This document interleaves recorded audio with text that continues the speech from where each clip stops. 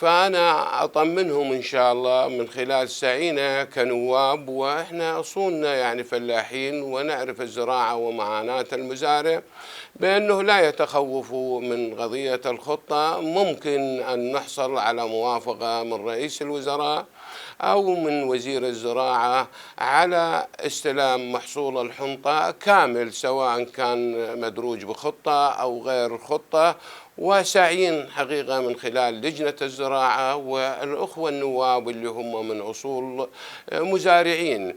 ولكن في كربلاء يعاني المزارع من عدم توفر الكهرباء بانتظام وانقطاع الكهرباء عن بعض المزارع، فنحتاج إلى إضافة محولات ووحدات تحويل لهذه المزارع حتى تتمكن من يعني تشغيل مضخاتها أو مرشاتها بصورة مستمرة وبأوقات يعني مطلوبة. كون وفد رفيع المستوى لزيارة رئيس الوزراء وشرح معاناة المزارعين في العراق عموما، بأنه الزراعة موجودة، وهناك ربما إذا حصل دعم للمزارع يطور نفسه.